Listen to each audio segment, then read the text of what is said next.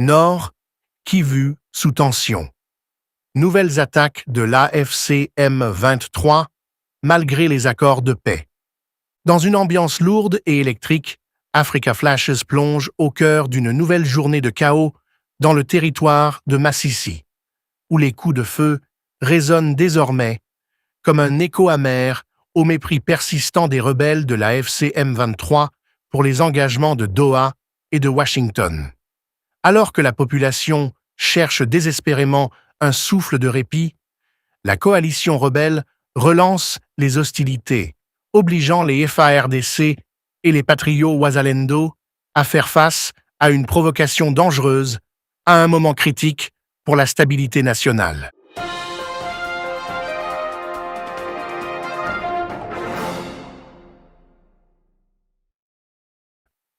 Chers auditeurs d'Africa Flashes, bienvenue dans cette édition spéciale où nous revenons avec gravité, précision et lucidité sur une nouvelle escalade de violence dans la province du Nord Kivu. Une escalade qui vient rappeler que, malgré les efforts diplomatiques déployés par Kinshasa et ses partenaires internationaux, les rebelles, soutenus par Kigali, continuent de défier ouvertement la paix, la stabilité et la souveraineté de la République démocratique du Congo. Depuis les premières heures de ce dimanche 23 novembre, les affrontements ont éclaté à proximité immédiate de Nyabiondo, dans le secteur d'Osso-Banyungu, en territoire de Masisi. Alors que le soleil se levait à peine sur cette région meurtrie, des explosions d'armes lourdes et légères ont déchiré le calme fragile de l'aube, plongeant les habitants dans une atmosphère de panique, d'incertitude et d'angoisse. Sur place, les témoignages sont unanimes. Les détonations, d'abord sporadiques, se sont rapidement intensifiées, signalant une attaque coordonnée des rebelles de l'AFC M23 contre les positions tenues par les patriots Wazalendo du groupe APCLS. Les familles, surprises par la soudaineté de l'assaut, se sont dispersées dans la brousse, cherchant refuge dans les vallées environnantes ou tentant de rejoindre des localités plus éloignées, souvent au prix d'une marche de plusieurs heures, sous la menace constante des tirs croisés. Dans les villages voisins, les rues se sont vidées, les marchés ont fermé précipitamment, et les lieux de culte qui, en ce dimanche, auraient dû résonner de prières et de chants, sont restés silencieux, témoins impuissants d'une journée qui aurait dû être consacrée à la paix et non à l'effroi. Ce nouvel épisode de violence intervient dans un contexte paradoxal, presque surréaliste, où des accords de cessez-le-feu ont pourtant été signés, d'abord à Doha, puis renforcés par les engagements obtenus à Washington. Ces accords, porteurs d'espoir pour des millions de Congolais, visaient à stabiliser la région, à restaurer la confiance et à ouvrir la voie à un dialogue plus large sur l'avenir politique et sécuritaire du Nord Kivu. Cependant, les rebelles de l'AFC M23, fidèles à la stratégie d'usure menée par Kigali depuis plus d'une décennie, semblent déterminés à torpiller toute tentative de paix réelle et durable.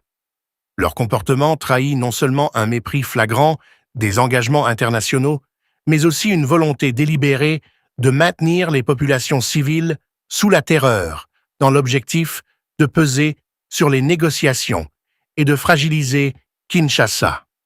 Hier encore, dans une communication ferme et sans ambiguïté depuis Kinshasa, le général-major Sylvain Ekenge, porte-parole des FARDC, prenait la parole devant la presse pour dénoncer ces violations répétées du cessez-le-feu.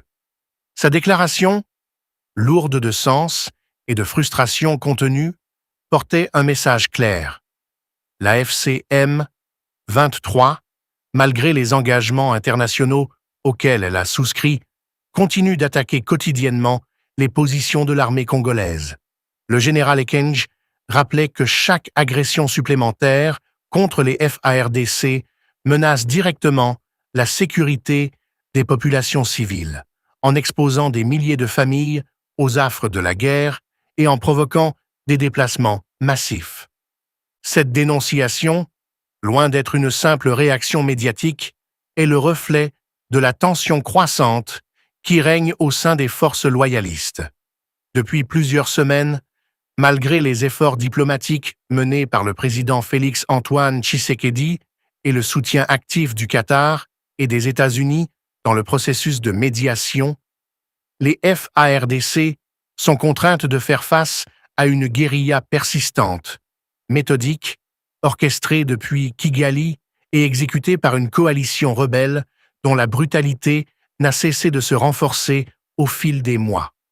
Le message du général Ekenge est ainsi autant une mise en garde qu'un avertissement.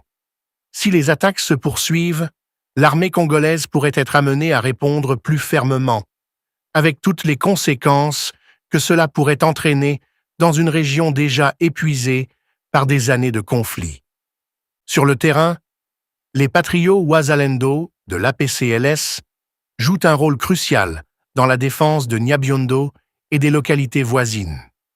Leur présence, bien que souvent ignorée par certains médias internationaux, représente un appui stratégique important pour les FARDC.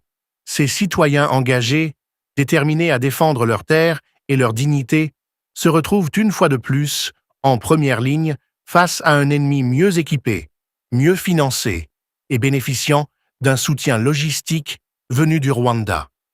Pourtant, malgré les déséquilibres apparents, leur résilience impressionne, leur courage inspire et leur détermination ne faiblit pas. À Nyabiondo, ce dimanche, ils ont opposé une résistance farouche, empêchant les rebelles d'avancer plus profondément vers les villages du centre du territoire de Masisi. Les conséquences humanitaires de ces affrontements sont déjà dramatiques. À Shabunda, dans la province voisine du Sud Kivu, l'ombre du même M23 plane. Il y a une semaine, les rebelles ont lancé une attaque surprise contre les positions des FARDC à Maimingi, occupant rapidement le premier village du territoire après une manœuvre éclair. Pris de court, les soldats congolais ont riposté avant de se replier vers Kimbili, où le centre de santé, normalement dédié aux soins de première nécessité, a dû accueillir des dizaines de blessés, parmi lesquels des civils, des soldats et même des enfants grièvement touchés. La société civile locale rapporte que des familles entières ont été contraintes de fuir à pied, sans vivres ni protection, traversant des zones boisées infestées de groupes armés résiduels qui exploitent ces moments de chaos pour extorquer, kidnapper ou intimider les civils. Ces déplacements massifs, qui concernent désormais plusieurs milliers de personnes, rappellent tragiquement à quel point la situation au nord Kivu et au sud Kivu reste fragile, incertaine et inflammable. Ils rappellent aussi que, derrière chaque phrase d'un communiqué militaire ou diplomatique, il y a des vies brisées, des familles séparées, des enfants traumatisés et des communautés entières réduites à la survie. Les habitants de Nyabiondo ne font pas exception.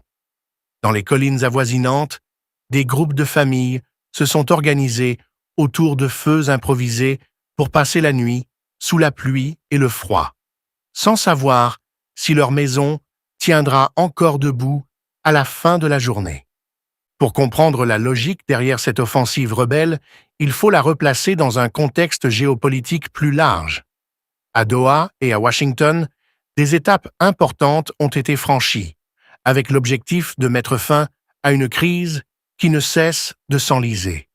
Le gouvernement congolais, sous la direction du président Tshisekedi, a multiplié les efforts diplomatiques, mobilisant des partenaires internationaux crédibles, investissant dans des discussions souvent complexes et démontrant une volonté politique réelle de restaurer la paix.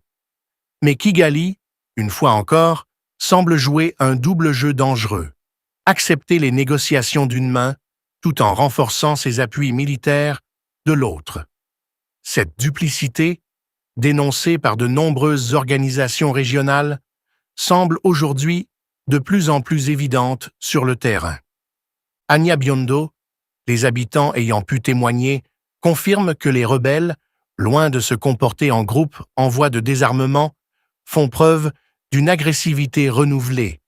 Déplacements nocturnes, tirs de mortiers ciblés, patrouilles armées dans les champs, intimidation de civils soupçonnés de soutenir les FARDC ou les Wazalendo. Les traces de bottes, encore visibles dans les plantations de manioc dévastées, montrent que les rebelles ne se contentent pas d'attaquer les positions militaires. Ils cherchent à imposer un contrôle territorial, à s'enraciner, à envoyer un message clair que les accords signés n'ont aucune valeur à leurs yeux. Les FARDC, malgré la pression constante, restent cependant disciplinés. Les instructions venues de Kinshasa sont claires: éviter toute escalade non nécessaire, respecter les engagements internationaux, mais se tenir prête à défendre la nation en cas de provocation trop grave. Cette approche, équilibrée et responsable, témoigne de la maturité stratégique du commandement militaire congolais, mais aussi de la vision de Félix Tshisekedi, qui refuse de laisser le pays replonger dans une guerre généralisée sans tenter toutes les voies diplomatiques possibles.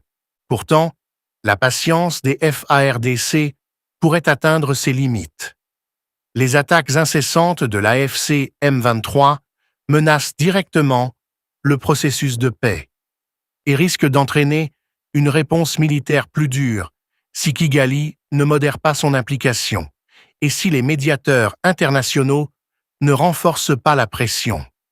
Le général Ekenge l'a dit avec des mots choisis, mais fermes. Si les rebelles continuent, l'armée congolaise sera obligée de répondre.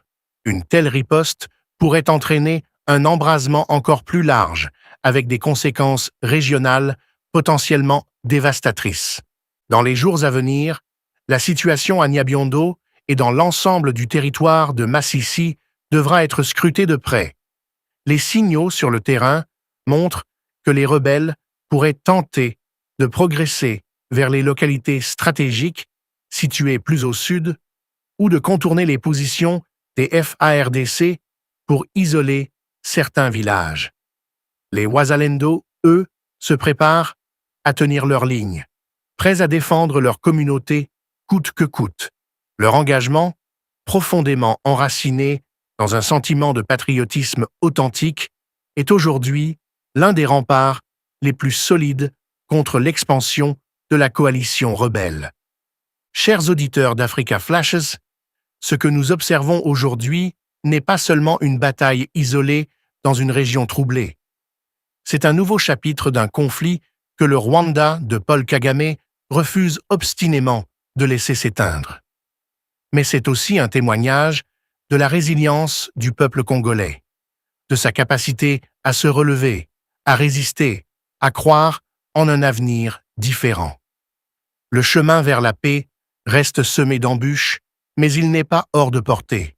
Avec une diplomatie forte, une armée disciplinée et des citoyens engagés, la République démocratique du Congo continue d'avancer, malgré toutes les tempêtes que l'on cherche à lui imposer. Et Africa Flashes restera à vos côtés pour éclairer chaque étape, chaque geste, chaque bataille, chaque victoire, jusqu'à ce que la paix, la vraie, retrouve enfin le chemin des collines du Kivu.